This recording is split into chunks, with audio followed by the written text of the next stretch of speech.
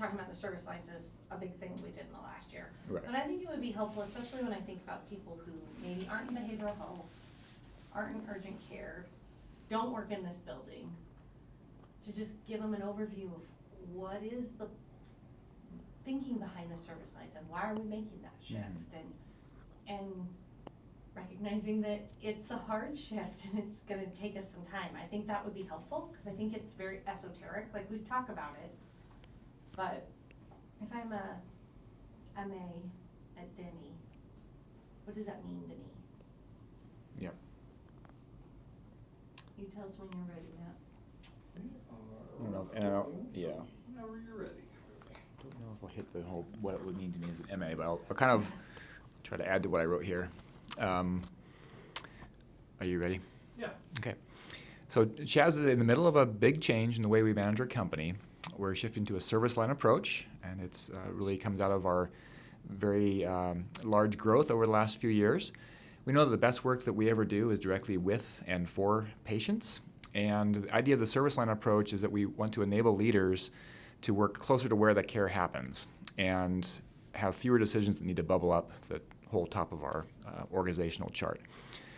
The pandemic has disrupted the timing of this a little bit, but we are about in the middle of this transition, and we have cross-functional teams operating for our various service lines. There are 7 of them, one for primary care, dental, pharmacy, behavioral health, urgent care, health equity. I'm gonna have to start over, aren't I? Darn it. What did I miss? We can crop those in. Primary care,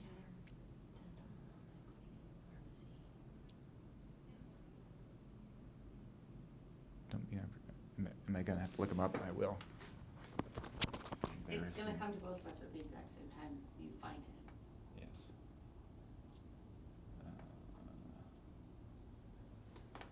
You said urgent care, Yep. health equity. Okay. I'm just gonna write them down. I'm trying to find them.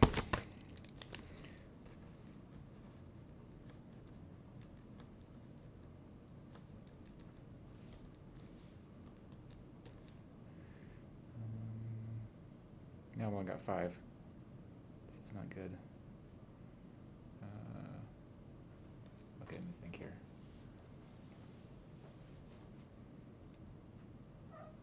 Behavioral health. Yep. Okay, now I'm gonna have to use my electronic brain.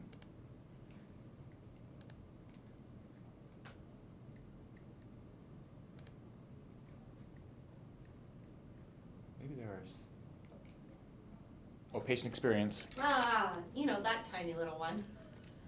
Yeah. But that's still only 6. Maybe I've got it wrong in my head that 7 is a thing.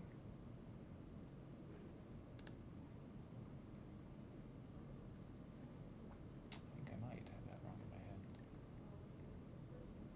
Service line mapping, this will answer the question. Yeah.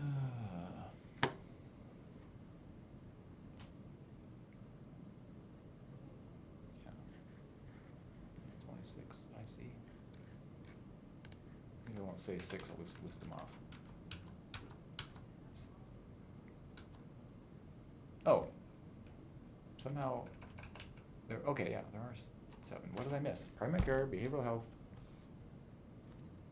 pharmacy, urgent care, okay, sorry. We said them all, but somehow I didn't put them all in the same place, so, okay, got them. Okay, so I could start over by what I said, that there are, Mm-hmm. let me just look at my notes again real quick.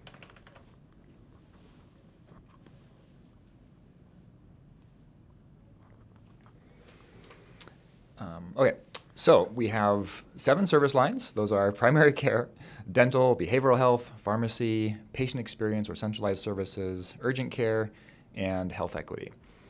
And all those teams are operating and on track to complete their first strategic plans at the end of October.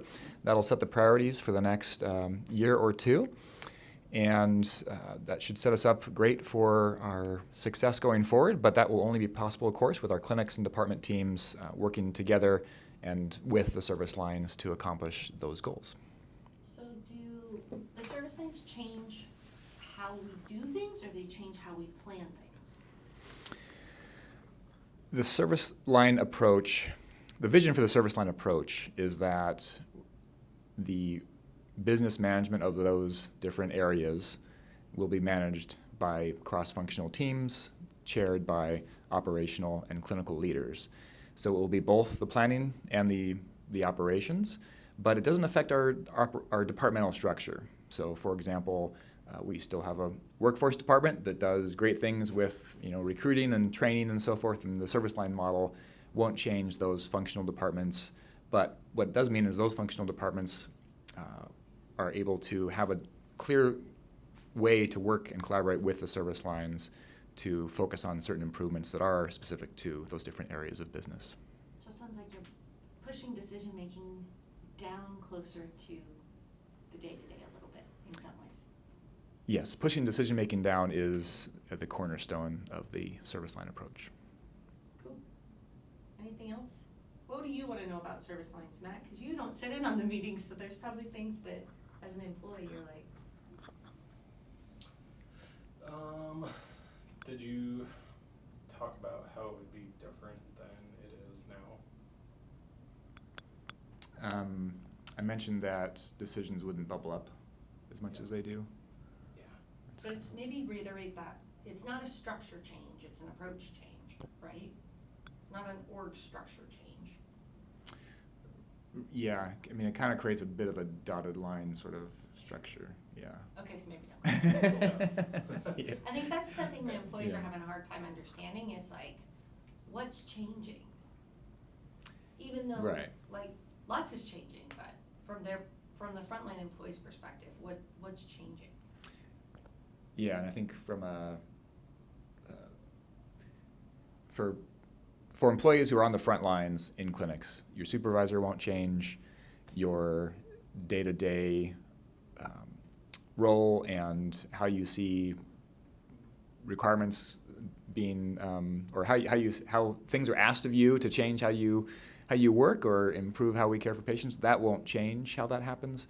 What it will do is create a structure where when things do need to go through some kind of strategic review or higher decision making because they're large investments or change our policies and that sort of thing, those have a bit of a different way of getting discussed, and that will be in a cross-functional sort of environment and hopefully, again, closer to where the care is being delivered to our patients.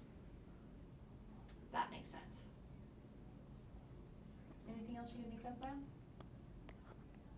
No. There was one other thing I was thinking about when it was related to growth.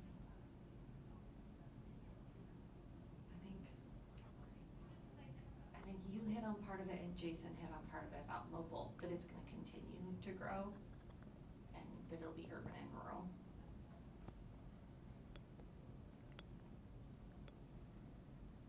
I think we're good. Unless there's something else you wanna make sure we have in there. Otherwise, we'll come bug you again on another day. Just don't get a cold. Well, I was thinking. Or go to a, Yeah. sporting event where you're gonna cheer loudly. Well, I was thinking a great, actually, Jason next door is a great example of the service line model working, in that specifically, when we took over street medicine was our community had a street medicine program that was operated by a community partner. They wanted to close it down, and they asked Chaz to take that on. Instead of having that operation go through our normal structure, the health equity team, the service line health equity, took that on and was able to quickly get that service going in a Chaz specific way, and has been doing a great job delivering care to patients through that service line model. Specialty pharmacy is another example, right? It's outside the clinic. Right. Yep. That'd be another one where, for a lot of years, that was these questions would come to leadership. Should we do specialty pharmacy? Here's what it's going to take. Should we invest or not? Can we do it? And then once we kind of said, okay, pharmacy service line, yeah, go for it. They really just went off and did great work independently.